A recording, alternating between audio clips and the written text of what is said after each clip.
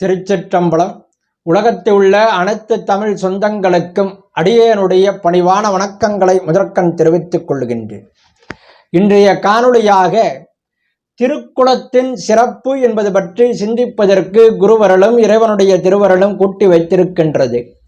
அந்த வகையிலே மூர்த்தி, ஸ்தலம், தீர்த்தம் முறையாக தொடங்கினோர்க்கு ஓர் வார்த்தை சொல்ல சர்க்குருவும் வாய்க்கும் பராபரமே என்பது தாயுமானவருடைய கூற்று.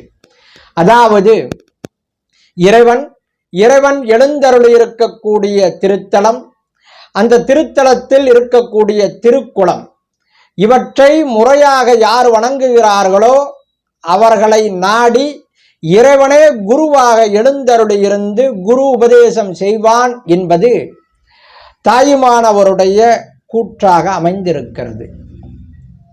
அந்த வகையிலே நாம் கோயிலுக்கு சென்று இறைவனை வணங்குவதற்கு முதலில் தீர்த்த நீராடிவிட்டு செல்ல வேண்டும் என்பது விதியாக சொல்லப்பட்டிருக்கிறது. அந்த தீர்த்த நீராடல் என்பது திருக்குளத்தை அடிப்படையாக கொண்டது. இந்த திருக்குளத்திற்கு தீர்த்த குளம் என்று ஒரு பெயர் உண்டு. தீர்த்த குளத்திலே யார் இருக்கிறார்கள் என்றால் இறைவனே எழுந்தருளி இருக்கின்றார். அதாவது தீர்த்தன் உரைகின்ற குளம் தீர்த்த குளம். இறைவனுக்கு தீர்த்தன் என்று ஒரு பெயர் உண்டு. தீர்த்தன் என்றால் நம்முடைய வினைகளை தீர்க்கக்கூடியவன், நாம் செய்த குற்றங்களை தீர்க்கக்கூடியவன், நம்முடைய பிறவிகளை தீர்க்கக்கூடியவன்.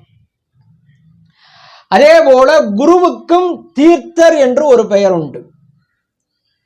நம்முடைய வினைகளை அவர் தீர்க்கக்கூடியவர், நம்முடைய குற்றங்களை தீர்க்கக்கூடியவர், நம்முடைய பிறவிகளை தீர்க்கக்கூடியவர். குருவுக்கும் தீர்த்தர் என்று ஒரு பெயர் உண்டு. அதனால்தான் குருவே சிவமென கூறினன் நந்தி என்று திருமந்திரம் சொல்லுகிறது. ஸ்ரீ மத்வாச்சாரியாருடைய பரம்பரையிலே வரக்கூடிய குருமார்கள் அனைவருக்கும் தீர்த்தர் என்ற ஒரு அடைமொழி வழங்குவார்கள். ஸ்ரீ விஜயேந்திர தீர்த்தர், இந்த விஜயேந்திர தீர்த்தருடைய சீடராக விளங்கக்கூடியவர்தான் ஸ்ரீ ராகவேந்திர தீர்த்தர். ஆகவே குருவுக்கும் தீர்த்தர் என்று ஒரு பெயர் உண்டு, இறைவனுக்கும் தீர்த்தன் என்று ஒரு பெயர் உண்டு. அனைத்தையும் தீர்க்கக்கூடியவர்கள் என்று அதற்கு பெயர். தீர்த்தன் உரைகின்ற குளம் தீர்த்த குளம். இந்த திருக்குளத்தை எப்படி அமைப்பார்கள் என்றால் இறைவனுடைய அபிஷேக நீர் நேரடியாக திருக்குளத்திற்கு வரும்படிதான் திருக்குளம் அமைக்கப்படும். எல்லா திருத்தலங்களிலும் இதுதான், இப்படித்தான் அமைப்பார்கள், இப்படித்தான் அமைக்க வேண்டும். சில ஊர்களிலே திருக்குளத்தை அமைக்கின்ற பொழுது இறைவனுடைய அபிஷேக நீரும் அந்த இடத்துக்கு வரும்படி அமைத்திருப்பார்கள். அந்த ஊரிலே ஒரு முக்கியமான நதி ஓடுகிறது என்றால், ஆறு ஓடுகிறது என்றால் அந்த ஆற்றினுடைய நீரும் அந்த குளத்திற்கு வரும்படி அமைப்பார்கள். ஆற்றிலே நீராடுவது மிக மேலான பலனை தரும். அந்த ஆற்று நீரோடு இந்த அபிஷேக நீரும் சேருகின்ற பொழுது இந்த ஆன்மா மிகவும் மேலான இரட்டிப்பு பலனை அடைய வேண்டும் என்பதற்காக திருக்குளத்தை அமைக்கின்ற பொழுது ஆற்றினுடைய நீரும் அந்த திருக்குளத்தில் வந்து கலக்கும்படியும் இறைவனுடைய அபிஷேக நீரும் அந்த திருக்குளத்தில் வந்து கலக்கும்படியும் அமைத்திருப்பார்கள்.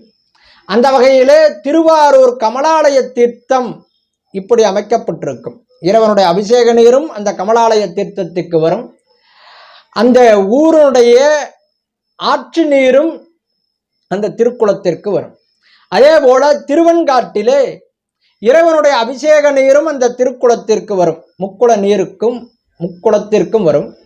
மேலும் அந்த ஊரினுடைய ஆற்று நீரும் அந்த திருக்குளத்திற்கு வரும். ஆகவே ஆற்று நீரும் அபிஷேக நீரும் சேர்ந்து அந்த குளத்தில் இருப்பதனால் அந்த திருக்குளத்திலே நீராடுவது மிக உயர்ந்த நற்பலனை வழங்கும் என்பது விதி. மேலும் இறைவன் தெப்ப உற்சவம் கண்டருளும் போது இந்த திருக்குளத்தை தான் இடமாக கொண்டு தெப்ப உற்சவம் கண்டருளுகிறான். காரணம், நீர்வாழ் உயிரினங்களுக்கு அனுகிரகத்தை செய்வதற்காக இறைவன் தெப்ப உற்சவம் கண்டருளுகிறான். மேலும் சில முக்கிய ஆலயங்களிலே இறைவன் அந்த உற்சவத்தை பூர்த்தி செய்யும் பொருட்டு தீர்த்தவாரி கண்டருளுவான்.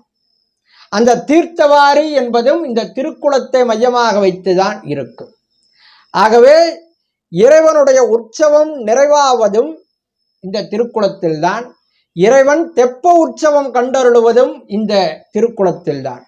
ஆகவே இந்த திருக்குளத்தில் நாம் நீராடினால் நம்முடைய குற்றங்கள், பாவங்கள், பிறவிகள் உட்பட அனைத்தும் நீங்கும் என்பதிலே எந்த விதமான ஐயப்பாடும் இல்லை. ஆகவே இந்த திருக்குளத்தை நாம் எப்படி பாதுகாக்க வேண்டும் என்பது நம்முடைய கடமை.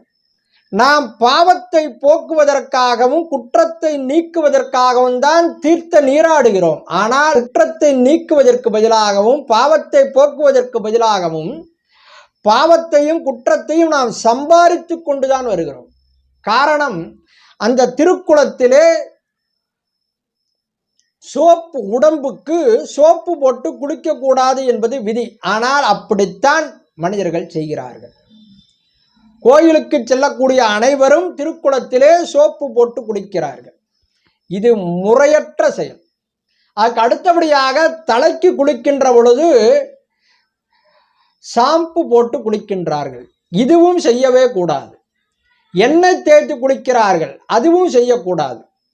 ஏனென்றால் அனைத்தையும் தீர்க்கக்கூடிய இடமே தீர்த்த குளம்தான். அங்கு போய் ஏன் நாம் எண்ணெய் போட்டு தேய்க்க வேண்டும், ஷாம்பு போட்டு தேய்க்க வேண்டும், உடம்புக்கு சோப்பு போட்டு ஏன் தேய்க்க வேண்டும்? இது அனைத்துமே கெமிக்கல், இது அனைத்துமே ரசாயனம் கலந்த பொருட்கள். இதை கொண்டு நாம் அந்த இடத்திலே குளிக்கின்ற பொழுது அந்த நீரை நாம் அசுத்தப்படுத்துகிறோம். தூய்மையான நீரை நாம் அசுத்தப்படுத்துகிறோம் என்பதுதான் உண்மை. பாவத்தை போக்க சென்ற நாம் பாவத்தை சம்பாதித்து கொண்டு வருகிறோம். இதுதான் இப்பொழுது நடந்து கொண்டிருக்கிறது. அறிவு சார்ந்த மக்களே, நீங்கள் தயவு செய்து சிந்தியுங்கள். நம்முடைய குற்றங்களை போக்குவதற்கு பதிலாக நாம் குற்றங்களை சம்பாதிப்பதற்காகவே தீர்த்தத்திலே நீராடுகிறோம். ஆகவே இனி வரக்கூடிய காலங்களில் எப்பொழுதுமே திருக்குளத்திலே ரசாயனம் கலந்த சோப்பு போட்டு குளிக்கக்கூடாது. அதன் பிறகு தலைக்கு எண்ணெய் தேய்த்து குளிக்கக்கூடாது. அதற்கு அடுத்தபடியாக தலைக்கு ரசாயனம் கலந்த ஷாம்பு போட்டு குளிக்கக்கூடாது. நாம் அந்த குளத்திலே இறைவனுடைய அபிஷேக நீரும் ஆற்று நீரும், இறைவனுடைய தெப்ப உற்சவம் கண்டருளக்கூடிய இடம், இறைவன் தீர்த்தவாரி கண்டருளக்கூடிய இடம், அந்த இடத்திலே நாம் மூழ்கி எந்திரித்தால் போதும். 3 முறை மூழ்கி எந்திரித்தால் நம்முடைய குற்றங்கள், பாவங்கள், பிறவிகள் அனைத்தும் தீரும். இதை இனி வரக்கூடிய காலங்களிலே அறிவு சார்ந்த மக்கள் சிந்தித்து செயல்பட வேண்டும் என்று கூறி இந்த அளவிலே இன்றைய சிந்தனையை பூர்த்தி செய்து அமைகிறேன். நன்றி, வணக்கம். திருச்சிற்றம்பலம்.